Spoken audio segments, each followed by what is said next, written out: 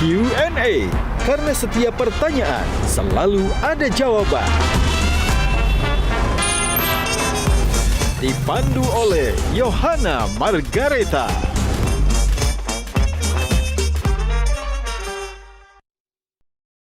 Dipersembahkan oleh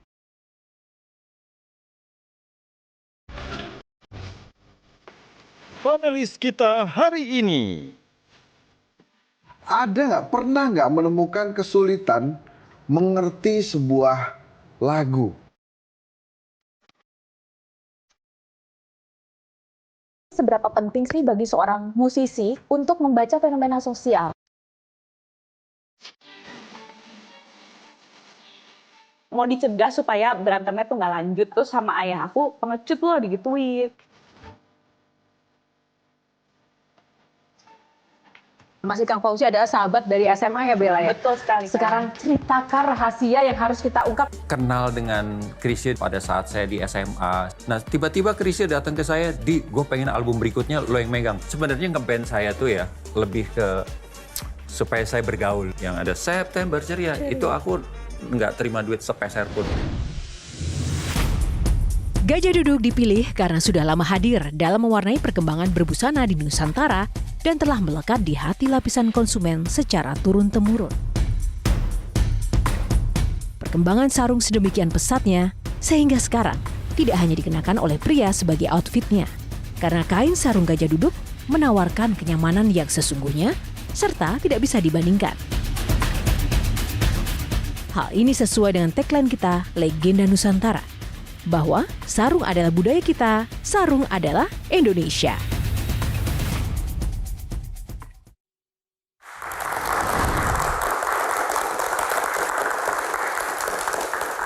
Pemirsa apa kabar? Jumpa lagi bersama saya Yohana Margareta dalam program spesial Metro TV Q&A. Karena setiap pertanyaan selalu ada jawaban. Terima kasih kepada pemirsa yang sudah setia menonton Q&A dan juga terima kasih kepada seluruh penonton, teman-teman mahasiswa yang hadir di studio dari Universitas Pamulang. Tepuk tangan buat teman-teman semuanya. Terima kasih.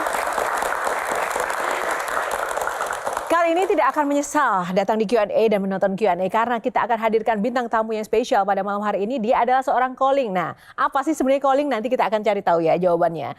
Nah, sosok yang satu ini adalah maestro musik tanah air yang baru saja menjadi seorang kakek yang sangat bahagia. Dan ia tidak pernah surut untuk terus berkarya dan juga membuat konser-konser yang juga memanjakan hati dan jiwa kita melalui karya-karya indahnya. Siapakah dia? Kita saksikan yang satu ini. Adi Mulyadi Sumaatmadja, atau lebih dikenal dengan Adi MS, adalah salah satu dari pendiri Twilight Orchestra. Ia hingga saat ini masih memegang tampuk konduktor pada orkestra tersebut. Selain sebagai seorang konduktor, Adi yang dikenal sebagai pianis, pencipta lagu, komposer, arranger, dan sekaligus produser musik ini memiliki bakat musik yang turun dari sang kakek, Muhammad Susilo, seorang violis namun lebih dikenal dengan planolog yang merancang kota satelit Kebayoran Baru. Karir Adi MS di dunia musik tanah air sendiri dimulai pada tahun 1979 sebagai arranger maupun produser untuk album-album rekaman penyanyi-penyanyi pop papan atas Indonesia seperti Vina Panduwinata, Utha Likumahua, Chrisye, Krisdayanti, hingga musisi mancanegara seperti Suzanne Ciani dari Amerika Serikat. Kecintaannya pada tanah air Indonesia pun ia gambarkan dari banyaknya karya lagu-lagu daerah yang ia gaungkan. Dengan kemampuan dan kejeniusannya, Adi MS pun menyabet banyak gelar dan prestasi di bidang musik. Yang terkini adalah Lifetime Achievement Awards di AMI Awards 2024. Wah, penasaran kan resep sukses maestro yang satu ini? Kita langsung saja tanya pada Adi MS, karena setiap pertanyaan selalu ada jawaban. Ya itu tadi calling kita, langsung saja kita akan sambut maestro musisi tanah air kita, Mas Adi MS. Tepuk tangan buat Mas Adi MS.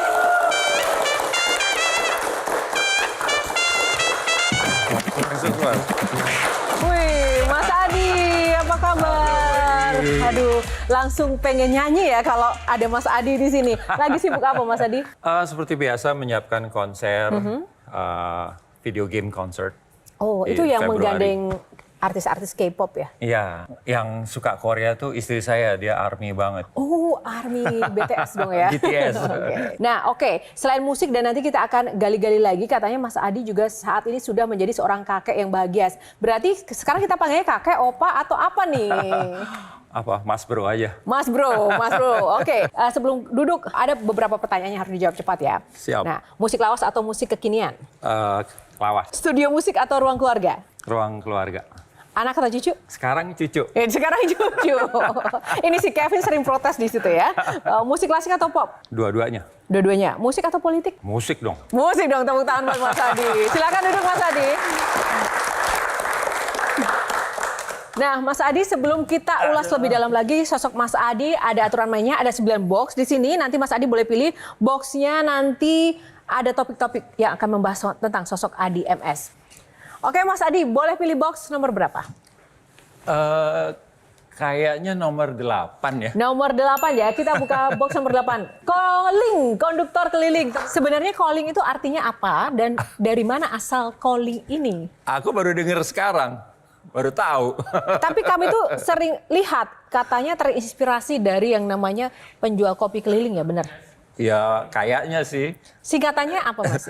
Mungkin konduktor keliling seperti Starling keliling. Oh gitu ya.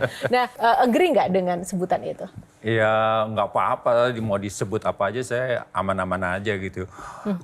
Sebenarnya kalau konduktor keliling itu, konduktor kan nggak harus associated dengan satu orkestra saja. Kadang dia menjadi music director dalam sebuah orkes simfoni gitu ya. Tapi dia kadang-kadang jadi guest conductor di orkes-orkes lain. Jadi pada waktu tertentu konduktor jadi calling juga. Oke, tepuk tangan dong buat Mas Adi. Mas Adi menekuni dunia musik kan prosesnya cukup panjang, tapi saya mau tanya dulu. Sekarang seorang Adi MS di titik ini apakah sudah seperti yang dicita-citakan atau yang diharapkan? Saya ingat saya dari SMA, dari masa muda lah gitu ya. Enggak pernah tuh punya cita-cita tertentu yang spesifik gitu ya. Mungkin saya salah ya.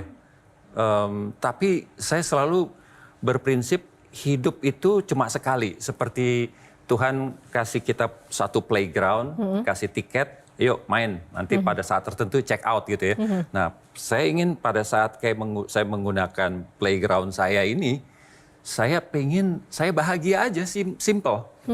Dan itu yang bikin waktu saya harus memutuskan saya teruskan ke perguruan tinggi mana, fakultas apa, saya berantem sama papa waktu itu karena papa ingin saya terus kuliah, saya musik. Kenapa? Karena hanya dengan musik saya bisa hidup bahagia, saya bilang gitu. Papa punya perusahaan, punya pabrik yang ingin aku yang meneruskan. Bahkan ada satu surat wasiat di situ ditulis nanti pulang dari tur ke Solo, ke Jogja sama Kinan waktu itu. Pulang dari situ harus langsung persiapan memimpin perusahaan gitu ya. Saya bilang nggak bisa, saya hidup cuma sekali, saya ingin musik. Jadi sejak itu saya minta sama orang tua nggak usah biayai saya aja. Jadi semua kakak saya itu pasti menikmati perguruan tinggi, ada yang di Philadelphia, Amerika, ada yang di UI, macam-macam. Saya satu-satunya nggak mau terima duit sejak lulus SMA. Dan sejak itu bermusik? Yang penting jangan larang saya bermusik. Oh, tapi apa respon orang tua atau ayah? Awalnya marah, tapi begitu lihat tekad saya begitu, yo karepmu lah, dia bilang gitu. Tangan untuk orang tuanya Mas Adi. Tapi Mas Adi sendiri tahu bahwa saya memiliki bakat atau sense of music itu sejak umur berapa? Saya nggak peduli yang namanya bakat apa segala. Saya merasa lengkap kalau saya bermusik gitu aja. Nah, bermusiknya itu apa sih bentuknya waktu itu waktu Cuma masih kecil? Les piano, terus habis itu saya nggak betah terus mendapat instruksi terus. Saya orangnya pengen bebas gitu ya. Kadang-kadang lagi menekuni sesuatu, ada sesuatu yang lebih menarik lagi, saya bisa belok karena curiosity saya gede banget, pengen tahu ini, pengen tahu itu gitu. Nah akhirnya saya belajar sendiri, termasuk soal bukan piano aja, tapi aransemen, orkestrasi dan sebagainya. Katanya anak band juga ya, kalau dulu ya? Ya anak band, sebenarnya nge-band saya tuh ya lebih ke supaya saya bergaul. Karena kecintaan saya waktu muda itu lebih ke classical music gitu ya, entah piano, entah orkes gitu ya. Tapi waktu sekolah, SMP, SMA gitu ya, kalau bicara soal simfoni nomor sekian, piano koncerto ini nggak nyambung terus gitu. Akhirnya saya ketemu Ikang Fauzi di SMA Negeri 3 Setiabudi itu. Dia kan rocker banget. Udah saya diajak Ikang, kita ngeband. Mainkan lagu rock, Deep Purple, Uriah Heep, apa macam-macam kayak gitulah gitu ya. Sampai begitu lulus, waktu saya tadi bilang berkarir di musik tuh, ada masa tertentu saya membentuk band bersama Reddy Nur dan teman-teman, Sandy Luntungan. Itu bikin staff group namanya, band staff group sama Ikang. Agak-agak rock, agak-agak jazzy sedikit. Tapi Mas, wajar dong orang tua melarang ya, karena kan zaman dulu kan kepikir nggak bahwa ketika nanti masuk di dunia band, music itu kan mungkin pendapatannya tidak tentu. Itu kan dikhawatirkan orang tua nih, duitnya sedikit gitu. Itu gimana nih? Sebenarnya memang itu keresahan orang tua. Orang tua mana yang membiarkan anaknya nggak jelas gitu ya. Orang tua kan sayang sama anaknya, pengen anaknya hidupnya jelas lah gitu ya. Lah kalau ini langsung musik nanti gimana kamu hidup kamu selalu ditanya begitu gitu.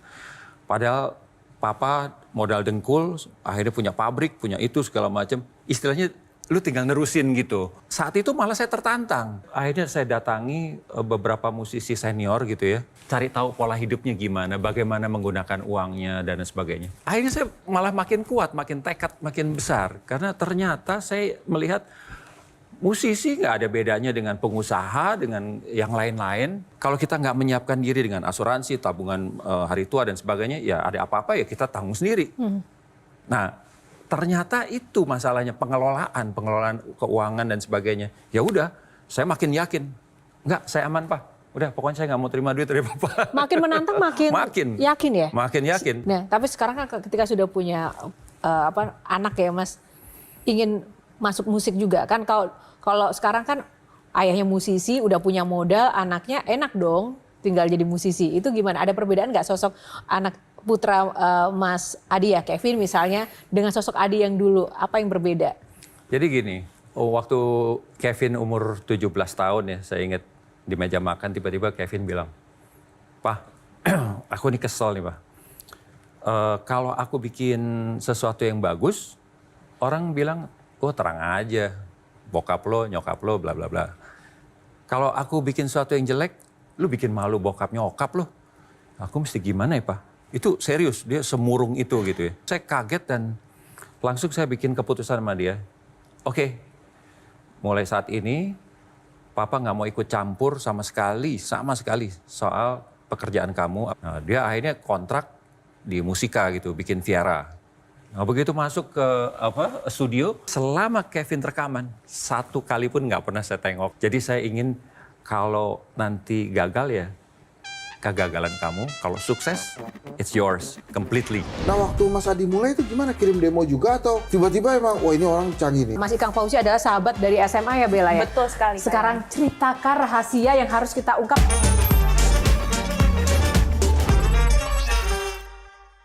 Dipersembahkan oleh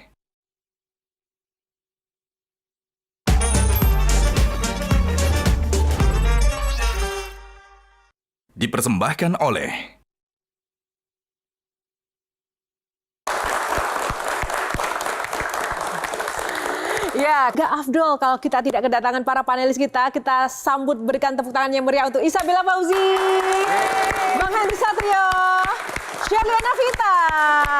Apa kabar teman-teman? Sehat semuanya? Sudah ready ya untuk Baik. Mas Adi MS? Siap, jadi Mas Adi. Tunggu, belum. Belum ya? Belum. Kesempatan Mas Adi mau ditanya yang pertama sama siapa nih? Yang paling tua aja. Oke, Mas Bang Hensat. Hensat ya. Oke, Bang Hensat. Langsung. Oke. Ini temanya Tegas ya. calling. Tentang karir dan perjalanan hidup seorang Adi MS. Silakan. Gini Mas ya, kan saya yakin banget bahkan, Mas Adi ini kan sosok yang jenius di musik ya. Wih, nggak jenius amat sih. Ya minimal lo lebih jago dari gue lah bos. Nah, pernah nggak menemukan kesulitan mengerti sebuah lagu? Oh iya, sering lah. Apa yang paling sulit dimengerti itu? Ada orkestrasi apa yang paling sudah dimengerti? Wah, sebelum masuk ke orkestrasi, kita bicara lagu dasar aja, melodi ada chord.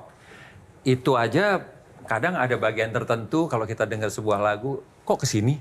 Kita biasanya misalnya chord C ke F ke G, tiba-tiba loh kok ke sis minor dan kayak gitu loh. Kadang-kadang kita justru perlu satu yang berbeda gitu untuk kita nggak paham, tapi begitu akhirnya kita jadi paham, itu jadi kenikmatan baru, satu tantangan baru yang membuka cakrawala lebih luas lagi gitu ya. Oke. Nah, begitu juga saat kita bicara di ranah yang lebih tinggi lagi, yaitu soal aransemen, lebih orkestrasi dan sebagainya. Nah, kalau gitu gini Mas Adi, siapa musisi yang menurut Mas Adi jenius, musisi Indonesia ya? Indonesia, saya suka Elva Sesioria itu salah satu idola saya gitu ya, yang memotivasi saya untuk membuat aransemen dan orkestrasi. Yang masa kini mungkin biar adik-adik tahu juga. Saya suka Ahmad Dhani, Yofi saya suka, bahkan saya suka anak saya Kevin Aprilio. Iya. Dia He's a genius. kalau konser gitu ya bisa berapa lagu satu konser semua singelong. Saya tahu banget waktu dia bikinnya itu di kamar saya, di studio saya, terus ngerekam di komputer saya gitu, dipakai hard disk saya. Kalau dulu zaman dia SMP, SMA dia ini, tiba-tiba sekarang orang singelong. Itu buat saya nggak punya hits yang kayak begitu loh. Sebelum kita korek-korek rahasia dapur dari Bella, kita ke Shirley dulu. Wah, Mas Adi, untuk membuat satu karya itu kan waktunya beda-beda ya Mas ya? Iya. Sangat tergantung situasi dan kondisi. Sepengalaman dan sepanjang perjalanan Mas Adi, waktu yang paling cepat menghasilkan karya itu berapa lama dan itu lagu apa Mas? Kalau cepat saya umumnya nggak cepat. Nah itu tadi saya sebut nama Elva Sesioria karena dia cepat sekali gitu. Saya nggak mampu untuk seperti itu. Saya orang kadang-kadang peragu juga ya. Saya udah selesaikan satu tugas, besoknya saya review lagi. Kadang-kadang saya revisi, begitu revisi, kadang-kadang saya rombak lagi sama sekali dari awal. Kayak waktu saya bikin Mars TNI kan tahun 2003 karena lihat beban moral. Itu 6 bulan nggak jadi-jadi, karena beban yang direct kan juga dari level ini udah oke, ke level ini diuji lagi itu. Tapi kadang-kadang simply bikin TV-com jingle itu juga kadang-kadang bisa lama karena saya ingin sebagus mungkin aja gitu. Tapi kalau ada satu karya atau lagu yang itu memorable banget, pokoknya bangga banget Mas Adi pernah membuat karya itu apa Mas? Yang mana? Yang saya bersyukur adalah saya diberi kesempatan Allah untuk bikin album Simfoni Negeriku, di mana di situ ada Indonesia Raya yang direkam setelah hampir setengah abad. Rekaman Indonesia Raya itu nggak diutak-utik, jadi kresek-kresek. Akhirnya yang sekarang kita nikmati itu yang saya bikin tahun 97. Tepuk tangan. Jo, ini ada yang menarik nih, sedikit ya. Boleh. Kalau musisi baru, kan biasanya dia ngirim demo tuh ya, Oh ya. ke produser musik. Nah waktu Mas Adi mulai itu gimana, kirim demo juga atau tiba-tiba emang, wah ini orang canggih nih. Tahu udah didapuk gitu ya? Iya udah dapuk, karena di filmnya Chrisye itu kan Mas Adi sudah ada di dalam duluan, di dalam musika itu gitu. Gimana proses sampai masuk terus ngetop gitu ya? Jadi kalau proses Chrisye itu, saya tuh ngefans sama Chrisye karena saya kenal dengan Chrisye dan geng Pegangsaan pada saat saya di SMA. Saya sering main ke tempatnya Chrisye, Kinan, Nasution segala macam. Maka begitu saya di SMA 3 itu di akhir-akhir, apalagi udah lulus itu ya, itu sering diajak main sama mereka. Nah tiba-tiba Chrisye datang ke saya, gue pengen album berikutnya lo yang megang. Jadi album sendiri, yang sendiri. Saya kaget, hah? Nggak enak sama Yoki sama Eros. Lo kan bertiga sama Yoki sama Eros gitu. Ternyata mereka udah selesai kerjasamanya. Nah, pengen sama aku. Wah aku nggak berani. Aku kabur aja terus. Aku nolak. Tapi dia terus-menerus datang ke rumah saya gitu. Ngajak jalan. Udah kita jalan. Aduh dia seorang yang humble, yang bayangin idola gitu. Terus jemput saya, terus ngajak jalan gitu. Terus ya saya bilang, Chris kalau misalnya nanti gagal, fail gitu, jangan salahin loh. Aku udah bilang loh, aku nih ya newbie gitu ya, apa namanya, apa yang bisa diharapkan gitu ya. Nah, oke, langsung saja ya. Papanya Bella, Mas Ikang Fauzi adalah sahabat dari SMA ya, Bella ya? Betul sekali. Sekarang ceritakan rahasia yang harus kita ungkap dan kita dengarkan, orang lain nggak pernah tahu, hanya di Q&A. Silakan. Ayah sama Om Adi tuh waktu zaman SMA punya grup band namanya Staff kan. Dan Om Adi MS ini juga salah satu arranger di album pertamanya Ayah ya. Ya. Ya, Selamat Malam tahun 1984 itu. Terus yang bikin aku penasaran nih, kalau misalnya dilihat zaman Om Adi SMA dulu gitu kan, bandnya itu kan sebenarnya Staff genrenya lebih ke jazz fusion ya Om ya. Ya. Ya, format band lah gitu. Terus melihat Om Adi sekarang gitu punya Twilight Orchestra dengan warna musik yang ya lebih orkestra lah gitu ya, klasik ya, lebih mendekati klasik. Boleh diceritain nggak sih Om perjalanan Om menemukan jati diri sampai akhirnya mantep nih, gue menemukan warna gue kan? Sebenarnya proses panjang itu kan bermula yang saya ceritakan tadi, bahwa aku ditantang oleh ayah. Seolah-olah profesi musisi itu nggak bisa hidup gitu ya. Nah, jadi itu fokus aku terus, gimana caranya aku terus membuat karya dan apapun yang harus menghasilkan, harus menghidupi. Jangan sampai suatu ketika aku kalah gitu, datang ke papa, "Pak, sorry Pak, ternyata Papa bener, aku nggak bisa hidup, minta duit dong." Nah, itu hantuku. Nah, melalui apa? Melalui musik yang relevan, yang bisa dijual. Aku suka klasik. Nah, waktu saat itu susah mikir gimana hidupnya gitu. Ada yang hebat bisa, aku nggak mampu. Akhirnya masuk ke industri rekaman, bikin album Vina Panduwinata, bikin Utha Likumahua, Ikang Fauzi, Itu Chrisye. sebelum era Twilight ya Om ya? Sebelum Twilight Orchestra. Nah, terus, dan itu nggak mudah. Album pertama yang aku bikin untuk Vina itu, yang ada September Ceria, itu aku nggak terima duit sepeser pun. Dikasih duit, tapi aku bilang, ini penyanyi bagus, ini harus orkestra, karena passion aku orkestra. Passionnya di situ. Tapi diledekin, lu sok tahu lo anak muda dikasih job, itu lu mintanya orkestra kan mahal.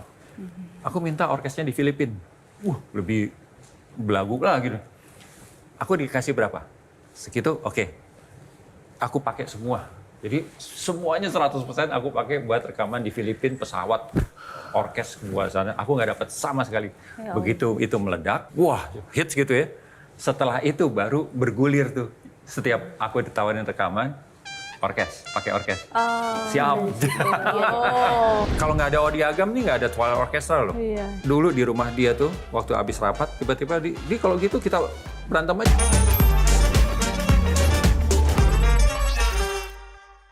Dipersembahkan oleh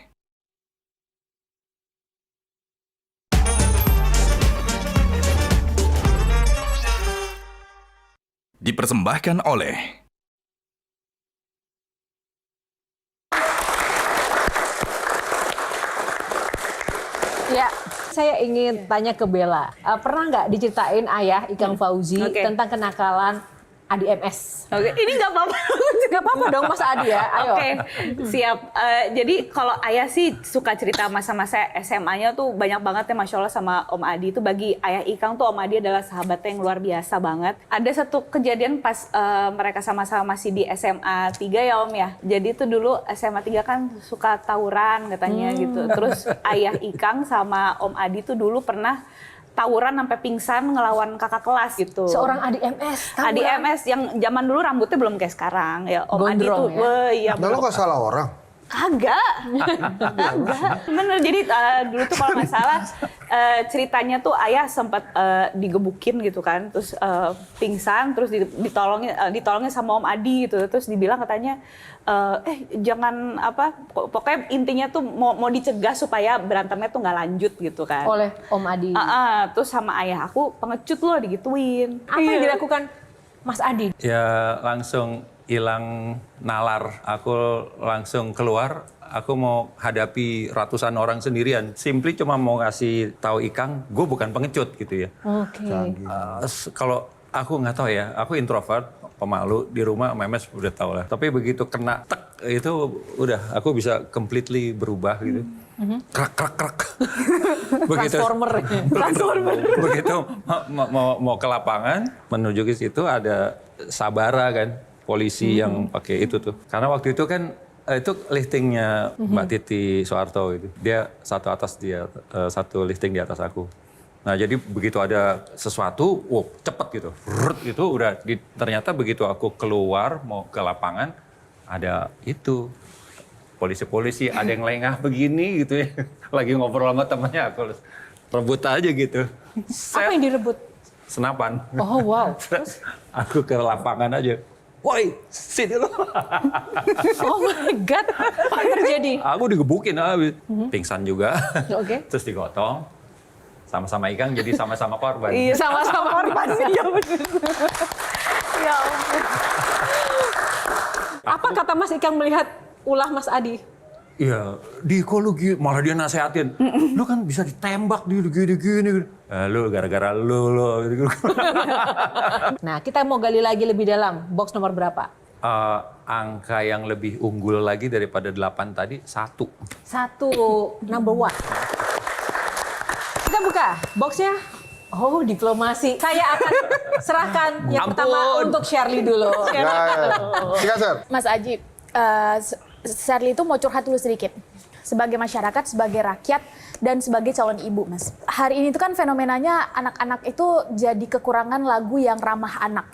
Terutama lirik-liriknya itu sangat sedikit yang bersih dari unsur porno, unsur-unsur cabul, dan sejenisnya. Salah satu yang pengen Shirley angkat adalah kasus viralnya lagu atau sejenisnya, bukan tentang benar salah ya Mas, tapi sekelompok ibu-ibu menyanyikan lagu Nongol-Nongol misalnya, atau yang beberapa waktu yang lalu Cinta Satu Malam. Mungkin kita menganggapnya ini sepele Mas, tapi kalau ini diteruskan, liriknya kan terngiang-ngiang ya Mas di generasi, apalagi kalau sekarang udah ada sosial media, terngiang-ngiang masuk ke alam bawah sadar, dan akhirnya ini masuk ke sesuatu yang udah biasa aja dilakukan oleh generasi sekarang. Pemikiran generasi kami tuh akhirnya lebih cepat terkotori dengan hal-hal kayak gitu. Efeknya adalah semakin kesini semakin tinggi tingkat pemerkosaan. Perempuan berani menggugurkan misalnya kandungannya. Nah pertanyaan saya Mas, sebetulnya seberapa penting sih bagi seorang musisi untuk membaca fenomena sosial? Sehingga ketika menghasilkan karya yang akan dilempar ke publik, itu bukan hanya mengejar viral atau mengejar keuntungan, tapi juga menghasilkan karya yang berkualitas. Ini sebenarnya apa yang disampaikan oleh Mbak Shirley ini perlu sekali didengar oleh kami seniman nih, kreator gitu ya, agar dalam membuat satu karya itu bukan hanya tujuannya soal viralitas, soal apalagi duit, popularitas dan sebagainya. Karena ada tanggung jawab yang kita miliki gitu ya untuk bagaimana generasi penerus kita nggak rusak gitu. Saya terus terang ini keprihatinan saya sering ngomong sama istri saya juga, gimana ya nanti anak kita atau cucu kita membesarkan anaknya gitu, karena mereka akan terekspos dengan banyak hal yang dulu kita masih bisa atur. Ini 13 tahun ke atas, ini 17 tahun ke atas, masih ada adab itu. Sekarang semuanya atas nama ini supaya viral, ya kan? Ditambah lagi di akselerasi algoritmanya membuat makin orang yang suka sesuatu yang itu menjadi dikerubungin yang itu gitu ya. Itu memang menakutkan buat saya gitu ya. Tapi ya akhirnya karena saya punya cucu, saya peduli soal itu. Saya sampaikan sama anak saya, sama Kevin, tantangan kamu lebih berat daripada saya gitu. Kamu tekan anak, dia akan lari lewat ini. Nah, gimana caranya menjadi akrab, menjadi sahabat buat anak? Harus jalin komunikasi sebaik mungkin, sebisa mungkin dengan anak sedemikian rupa sehingga pada saat dia membutuhkan bimbingan apa segala macam, dia nggak lari keluar dengan yang salah dapetnya gitu ya. Tapi ya saya nggak, terus terang juga nggak menemukan jawaban. Itu kembali ke pribadi masing-masing. Kalau soal tadi itu bagaimana supaya bertanggung jawab dalam berkarya itu. Memang moral si pencipta masing-masing ya. Ini mesti ahli-ahli yang jawab. Sebelum kita masuk ke box selanjutnya, ini ada Bro Love Matters. Jadi akan kami munculkan foto, silahkan diukur cintanya dari 1 sampai 10 berapa untuk foto-foto di layar. Yang pertama kita kasih lihat foto Tantowi Yahya 1 sampai 10 berapa Mas? Wah itu nggak bisa tuh ngukur pertemanan pakai ranking. Enggak, ini love meter, pakai nilai cintanya berapa? Ya 9 lah. Oke, baik. Kalau yang foto kedua, silakan. Ikang Fauzi. 10. Ada anaknya? 10. Wah, sempurna ya. Ini emang mirip banget ya. Iya. Bapak sama anak ya. Mirip ya? Mirip banget. Anak kandung berarti ya. Kemarin juga masih kan sempat jadi bintang tamu. Makna Ikang Fauzi bagi hidup Adi MS apa sampai sekarang? Saya menemukan hal lain di dua orang ini yang melengkapi saya gitu ya. Next. Masih ada lagi? Nah, kalau Odi Agam. Oh, marhum. Iya 9 juga. Kalau nggak ada Odi Agam nih nggak ada Twilight Orchestra loh. Iya. Kita sama-sama di Twilight Orchestra dalam membicarakan policy kadang-kadang nggak cocok. Dulu di rumah dia tuh waktu habis rapat tiba-tiba di kalau gitu kita berantem aja di lapangan di depan di taman. Hah? Saya bilang, saya senang berantem cuma kita udah tua nih. Gue udah punya anak masa berantem. Itu tapi bikin jadi suatu peristiwa yang saya nggak mungkin lupa. Saya waduh. Susah ya. Saya pikir dia juga salah satu sahabat saya yang paling berarti buat hidup saya. Hari Senin saya resah, hari Selasa Ahok divonis, saya bikin aksi. Ada pesawat juga bisa saya. Coba deh. Kalau enggak.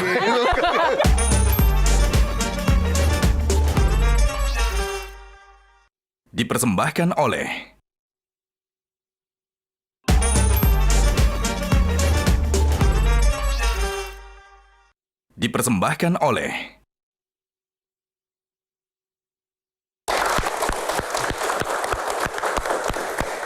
Ya, kembali di Q&A masih bersama Mas Adi MS. Nah, tadi kita sudah membahas soal diplomasi ya, tapi yang belum tergali adalah satu hal, Mas. Mas Adi itu terkenal juga dengan diplomasi musiknya gitu. Untuk menghadapi situasi-situasi politik itu juga tidak malu untuk bersikap terhadap pilihan dan juga terus menginspirasi dengan karya-karyanya walaupun mungkin berbeda pilihan. Nah, itu gimana caranya menggunakan musik sebagai diplomasi yang positif begitu sebagai warga negara untuk sama-sama merayakan pesta demokrasi. Wow. Singkat saja, Mas. Saya pernah tertarik sekali di pusaran politik tapi sekarang enggak ya. Pernah mau masuk politik? Oh enggak mau. Saya ditawarin berapa kali masuk ke partai nggak pernah mau. Karena bukan dunia saya ngerasa saya nggak cocok gitu. Saya udah bahagia di sini. Saya berjuang banget yang tadi saya ceritakan di awal. Saya udah merasakan kebahagiaan itu. Masa saya lepas soal politik? Saya cuma mikir bahwa kita nggak harus masuk ke politik praktis gitu. Kita mempraktekkan, kita masuk ke dalam gitu. Tapi semua orang, semua tanpa kecuali harus peduli politik. Karena seperti Bertolt Brecht, orang Jerman tuh mengatakan orang yang orang nggak tahu, dia bilang saya buta politik. Orang yang buta politik dia nggak peduli politik. Padahal harga bahan makanan, kesehatan, fasilitas kesehatan, semua kehidupan di sekeliling kita ya. Kita yang ngeluh ini ngeluh itu, semuanya tuh awalnya tuh keputusan politik. Kalau kita diem biarkan para decision maker gitu ngambil keputusan di situ gitu ya, kong kali kong di sana sini, wah pesta pora mereka. Kita yang bahaya. Misalnya nih ada tawaran job tapi ternyata itu dari kelompok yang bukan pilihan Mas Adi, mau nggak dengan jumlah yang besar? Saya nggak lihat soal pilihan arah politiknya. Politiknya, alirannya segala macam, enggak. Saya melihat setiap ditawari itu pastinya soal angka. Jangan salah, saya berapa kali main bukan kita dapat duit, kita keluar duit. Jadi uang perlu tapi bukan itu satu-satunya. Ada hal lain dan bukan soal politik nih, bukan pilihan saya, enggak gitu. Tapi lebih lihat ini kemana nih, mau dibawa kemana nih, temanya apa gitu.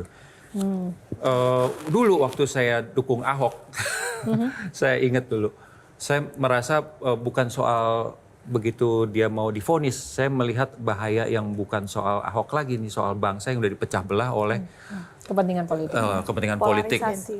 Itu saya resah gitu ya. Hari Senin saya resah, hari Selasa Ahok divonis. Senin itu saya bikin aksi nyanyi bersama di Balai Kota gitu. Saya bikin WA, ngundang siapapun penyanyi yang merasa paduan suara gitu. Saya tunggu merah putih itu dress code. Hari Rabu subuh pagi gitu. Jadi dalam waktu 1,5 hari terkumpul lebih dari 10.000 orang. Cuma dari WA ini. Apa Terus saya tujuan mimpin itu? nyanyi Indonesia Raya. Saya nggak ngomong soal Ahok apa segala macam. Saat itu NKRI, yang merah putih, kita harus bersatu sama sekali. Jadi waktu itu saya ajak nyanyi Indonesia Raya, Rayuan Pulau Kelapa, sama Mars Pancasila. Habis itu udah selesai, itu kan jam 7. Jam 8 didatengin orang Metro TV. Kami ada program tetap setiap jam 8 live gitu. Boleh diulang nggak? Oke. Saya tanya sama masa gitu. Itu unik, mereka semua merah putih gitu ya. Mau nggak nih ada Metro TV minta jam 8? Mau. Udah nggak pulang. Terus nyanyi kedua kali. Wow. Silakan box yang keberapa selanjutnya. Box. Ya supaya enak nih. Ujung sana, ujung sini. Yang ujung sini belum ada 6. 6 ya, yang tengah belum ada. 6, oke, kita buka box nomor 6. Apa isinya? Terlanjur sayang. Tepuk tangan. Nah, bicara soal terlanjur sayang ini adalah semangat cinta yang menjadi kekuatan Mas Adi MS untuk menjalani hidup. Mungkin Bella bisa memulai. Kita semua kan tahu Om Adi ini kan bisa dibilang musician family gitu ya. Gak hanya Om Adi aja, tapi Kevin, Tristan juga termasuk ya musisi masa kini gitu, yang pastinya yang jatuh nggak jauh dari pohonnya lah gitu. Nah ini dengan kehadiran Kimova ya. Kimova. Ya sebagai cucu nih, new member in the family, apakah ada rencana nantinya Kimova juga akan diarahkan seperti Kevin, Tristan dan juga Om Adi gitu menjadi seorang musisi juga, atau gimana, dibebasin aja gitu? Saya hanya ingin manusia itu semua bahagia dengan pilihannya. Jadi ke anak pun saya terapkan itu. Saya nggak pernah minta Kevin jadi musisi, bahkan ibunya pernah minta anaknya jadi businessman. Jangan jadi musisi kayak bapak ibunya gitu ya. Nah, Kevin dari kecil, dari umur 3 tahun, kita udah lesin piano, belajar piano. Dia jadi lesnya cuma 3, piano, matematik, ngaji. Tristan juga gitu. Bukan dengan pikiran nantinya harus jadi musisi, enggak. Pokoknya menurut kita itu yang harus melengkapi mereka juga lebih gitu ya. Konteksnya konteks pembentukan karakter soal belajar musik, karena begitu mereka belajar piano itu kan ada not balok, di mana not balok itu kan otak kirinya juga digarap presisi. Presisi, oke. Nah, otak kanan juga digarap imajinasi gitu. Nah, kalau sekarang dia pilihannya ternyata jadi musisi terus dia bahagia gitu ya. Ya udah. Nah, si cucu ya kita sih selalu kasih musik. Ibunya si Memes tuh sekarang senengnya bikin konten, dia main piano. Buat dianya dikasih lihat gitu ya. Mungkin karena aktivitas itu mungkin nantinya dia jadi meresap interest gitu ya ke musik, ya, terserah lah. Yang penting happy. Tahu lagunya nggak? Mungkin Tahu. Bella boleh menandungkan nggak? Sanggup berkata kau pun menanyakan. Ayo lagi. Mengapa kita terlanjur sayang, gitu kan? Wah. Ya. Ada pesawat juga bisa saya. Coba Saya percaya ada 2, bahkan banyak idioms di dunia mengatakan bahwa ada 2 yang menyatukan dunia, sepak bola dan musik gitu ya.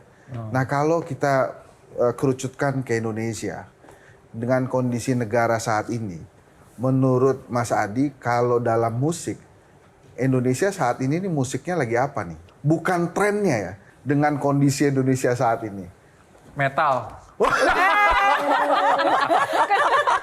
Nggak pakai jeda lo langsung metal. Mas menjawab metal, Mas. Keras, ekspresif. Ada yang Konteksnya maksud saya bukan di pemerintahan, tapi politik Indonesia secara keseluruhan, termasuk netizennya, bagaimana responnya, ya kan? Kalau Shirley, silakan Shirley. Kalau saya lebih ke kabar miring tentang keluarga Mas Adi ini sedikit sekali. Pertanyaan Shirley justru adalah seberapa penting sih arti keluarga bagi Mas Adi, khususnya Mbak Memes? Tapi sebenarnya kami bukan sesempurna itu, enggak. Saya berantem sama Memes, ya. Kadang-kadang berselisih dengan Kevin. Kevin punya masalah, Tristan kadang punya masalah. Tapi saya selalu sebagai kepala rumah tangga, saya merasa berkewajiban untuk selalu mengingatkan bahwa ini rumah kita gitu ya. Kalau kamu ada sesuatu, kamu sama aja mempermalukan yang lain gitu ya. Jadi bukan tanggung jawab atas nama baik kamu sendiri, tapi ini. Jadi kita saling terkait seperti orkestra gitu ya.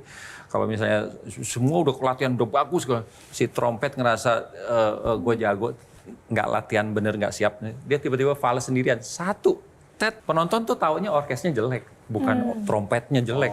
Iya. Nah itu jadi keluarga ya menurut saya kita harus tanggung jawab bukan terhadap reputasi atau nama baik kita sendiri, tapi ya kita jaga karena kita tanggung jawab untuk melindungi yang lain gitu. Komunikasi itu seperti darah gitu ya.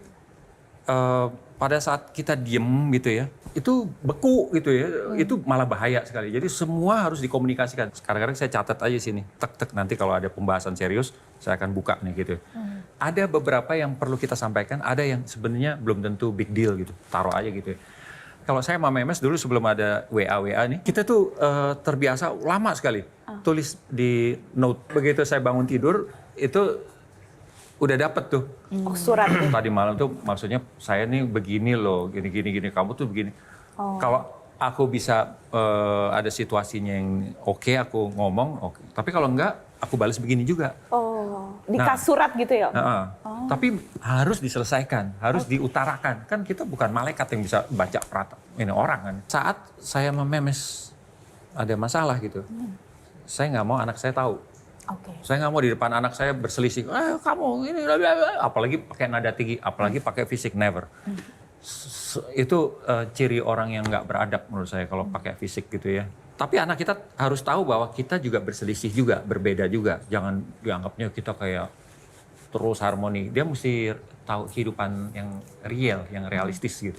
Oke, terima kasih. Baik. Kesempatan terakhir ini untuk Bella. Sebenarnya sih aku tuh sangat mengagumi jujur karya-karyanya Om Adi MS sih, terutama pas Om bikin Sound of Indonesia, Om. Oh, lagu daerah. Iya, lagu-lagu daerah itu. Karena aku sendiri juga sangat menyukai lagu-lagu daerah. Dan yang bikin aku penasaran tuh yang pas Om Adi dia mengaransemen ulang banyak sekali lagu daerah, dan salah satu favorit saya adalah lagu Janger, Mbak. Janger Bali itu dibikin sama Om Adi MS dengan begitu indahnya sampai dapat apresiasi di Jerman waktu itu ya Om ya. Orang-orang luar negeri justru malah sangat mengapresiasi lagu-lagu Nusantara kita gitu, karena dibawakan dengan konsep orkestra yang begitu indahnya gitu. Nah pertanyaan saya tuh Om Adi, gimana ya caranya supaya kita bisa terus membudidayakan lagu-lagu daerah kita supaya bisa terus dicintai sampai generasi yang akan datang gitu. Banyak. Kalau saya dulu salah satu pemicunya untuk membuat rekaman lagu daerah dalam bentuk orkestral itu adalah waktu Rasa Sayangi di Aku Orang Malaysia, terus kita ribut. Terus saya waktu itu nge-tweet juga kalau nggak salah. Giliran di Aku sama orang kita ribut. Emang sejauh ini apa yang kita pernah perbuat untuk lagu kita sendiri? Nggak ada tuh, artinya nggak sungguh-sungguh gitu ya. Nah saat itu saya kepikir, kenapa nggak direkam dengan lebih sungguh-sungguh bla bla bla bla. Akhirnya muncul lagu lain juga dari daerah lain. Jadi kalau sekarang kan banyak anak muda juga yang memunculkan lagu daerah. Alfie Rev ya. Alfie Rev juga itu dengan lebih nuansa modern, make it relevant dengan situasi sekarang. Jadi bebas-bebas aja dengan gaya musik masing-masing. Jangan baru sadar setelah kehilangan gitu ya. Iya, betul. Oke, baik. Terima kasih Mas Adi. Mas Adi silakan closing statement-nya. Wah. Closing statement, terima kasih buat Metro TV dan Q&A yang selalu memancing narasumbernya di sini untuk berbagi dan menginspirasi. Mudah-mudahan apa yang kita udah sampaikan barusan bisa sedikit menginspirasi teman-teman di rumah. Terima kasih Mas Adi waktunya. Terima kasih para panelis dan juga teman-teman, dan tak lupa saya juga ucapkan terima kasih untuk Sarung Gajah Duduk yang sudah menyiapkan busana saya pada malam hari ini, dan semoga episode kali ini menginspirasi Anda semuanya dan juga bermanfaat. Sarung Gajah Duduk Legenda Nusantara yang ada tulisan Arabnya. Q&A masih akan kembali dengan episode menarik lainnya untuk Anda pemirsa. Jangan kemana-mana, saya Yohana Margareta undur diri karena setiap pertanyaan selalu ada jawaban. Terima kasih, sampai jumpa lagi ya. Terima kasih Mas Adi. Terima kasih.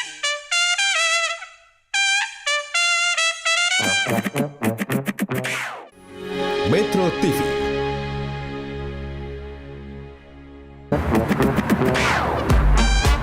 Q&A, karena setiap pertanyaan selalu ada jawaban. Dipandu oleh Yohana Margareta.